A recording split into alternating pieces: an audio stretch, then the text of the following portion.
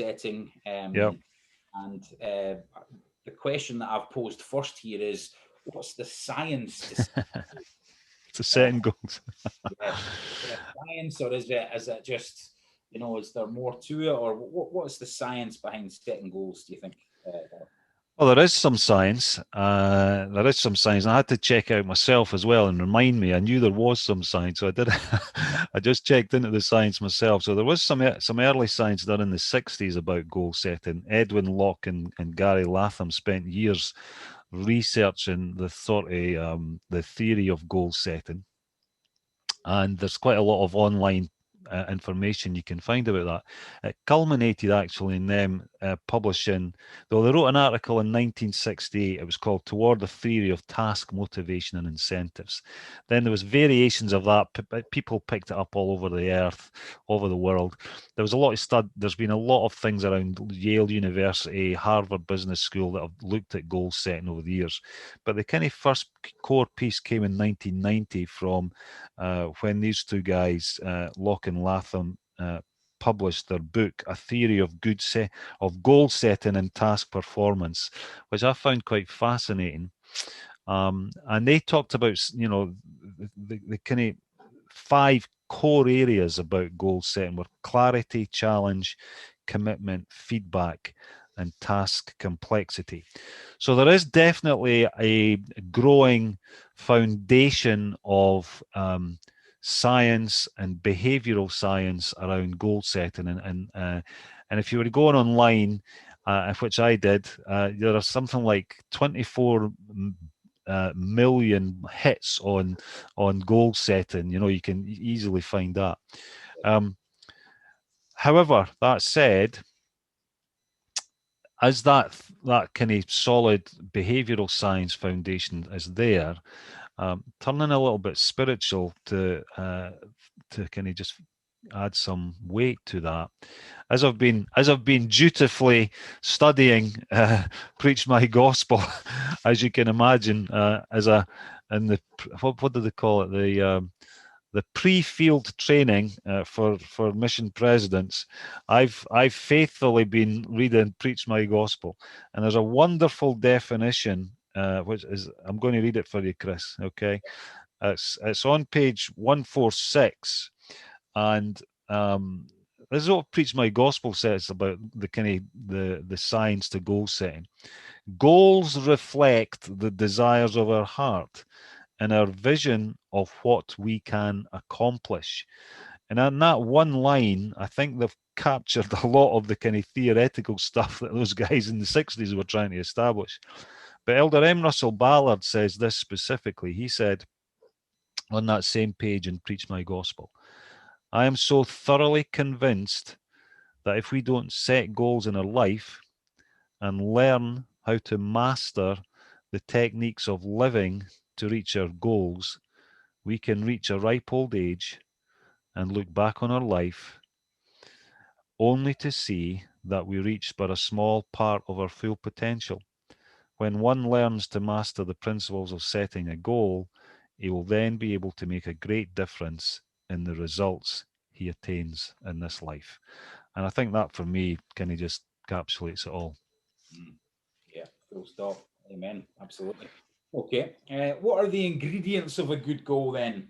Do you think, Daryl? What sort of things should we be looking at when we're setting our goals? So, when it comes to the ingredients of a goal, there's a little acronym that came around in the 1980s, which you'll have heard of, Chris. I'm certain you'll have heard of it, and many of your listeners today will probably have heard of it as well, called SMART. Okay, it's a little an acronym called SMART, and SMART kind of looks at specific, so specific things. What do I want to achieve? Measurable. How will I know when I've reached the goal? That's kind of key. Achievable. What do I want to achieve? Relevant. Why is this a really good, worthwhile goal? Why do I want to do it? And then timely. When do I want to achieve that goal? So any goal that you set, the ingredients of a SMART goal really have to have those 5 concepts in it. and being able to writing it down succinctly in that format will really help you to achieve where you want to get to. And if you don't know where you're going, quite frankly, you'll probably end up somewhere else. so so having that kind of format of a smart goal does really help you to focus on where you're going. So those would be the key ingredients. Smart, writing it down. And when I was on my mission, I'm going to sing you a wee song because it's my favourite song on my favourite goal setting thing. Our mission president, you might, I don't know if you've heard, have you heard me sing this song before, Chris? I don't think I've ever heard you sing apart from I've had to write the words down again so I get it right. But actually, my mission president, A. Harold Goodman, he was he was the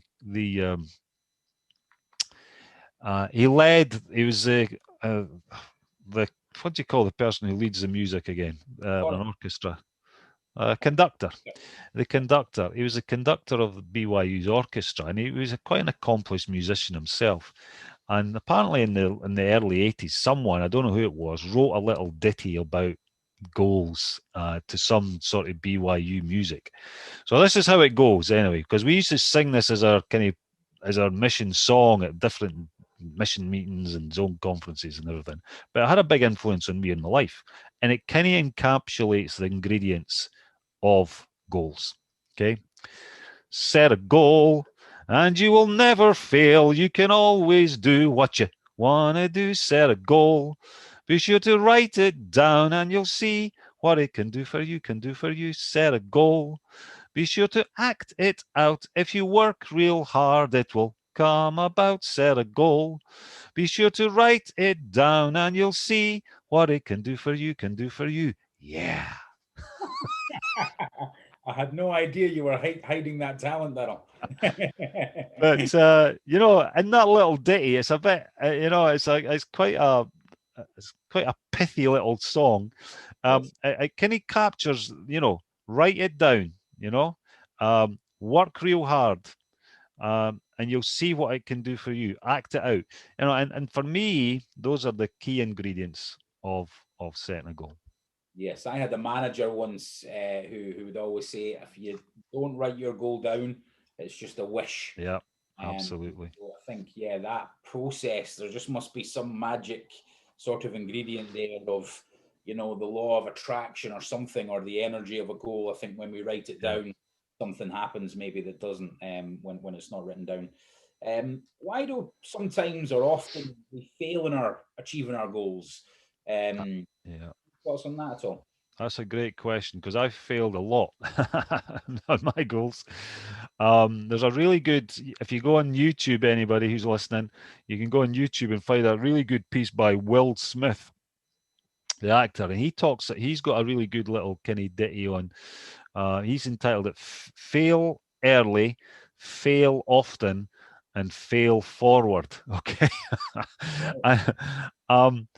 Actually, my son Kyle reminded me. I was doing a podcast some months ago for another. It was for the church on Hope Helps, and I was talking about goal setting. And one of the things I'd said on that podcast was, "Yeah, my goal is to get my book published this year before I go on my mission." And at this stage, I've failed. Little did I know the preparation and the demands that are placed on couples before they go into the field. And for those of you who are fortunate enough to receive a call to serve as mission leaders, it's quite demanding in terms of the expectations placed on you before. So I underestimated that, and I failed. I've been unable to get that book finished. I have all the material, but just getting it done. So that's for another day. Other things just simply crop up, Chris. Things come into your life, priorities arise, and so you will fail on occasion to achieve your goals, and that's okay. That's totally fine. We can just pause, reflect, reconsider, and look again as to as to how you might achieve that goal. When you listen to Will Smith's article, failing's actually a really positive thing. When I reflect on my life, some of the biggest learning experiences I've had is when I've failed. I've failed miserably. One experience in particular, I remember as a young kind of just coming out of university, I was placed in charge of a big event, and I failed miserably. It was just awful, and it then impacted upon me so much so that I've ensured that those particular set of circumstances, the way things are kind of played out, would never happen again. Um, so, sometimes failure happens. That's okay. Just pick yourself up, self starter, start again, move on, learn those lessons, and write some new goals. Very good, thank you.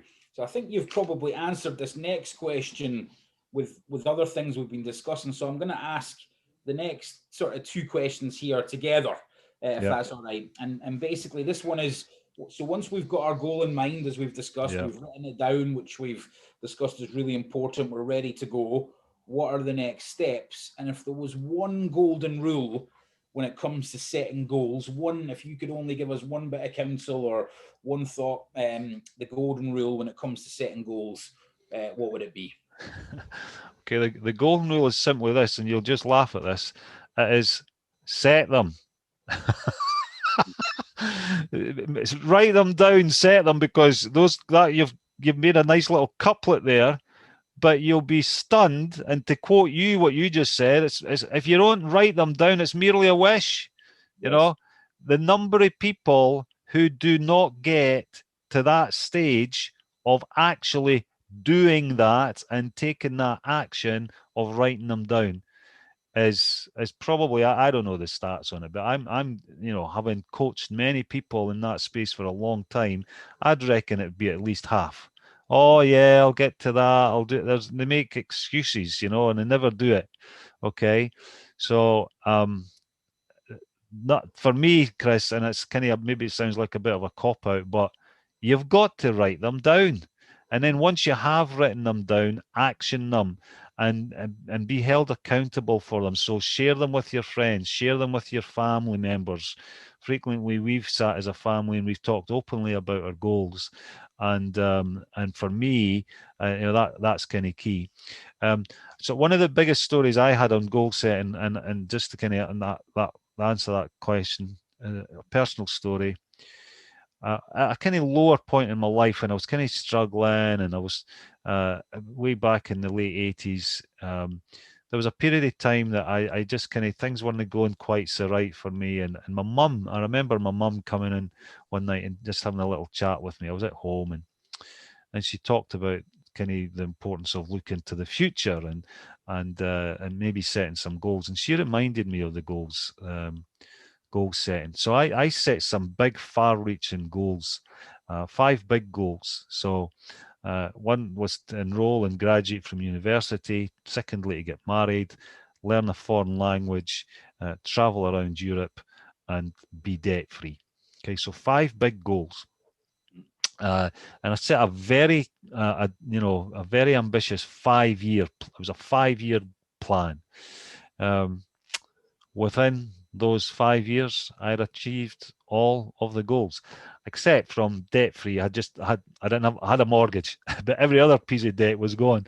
But but we can do it. And the importance that I learned back then: write them down, record them, share them with family and friends, and then action them. Work towards them day by day, and you'll get there. And you might fail once or twice, but write them down. There you go. Fantastic. Thank you so much. I like that what you mentioned about accountability. I think Yeah. maybe that sense of a bit more accountability by sharing your goals, I think, can help us with that bit of motivation to push on and achieve our goals a bit more. So thank you for that.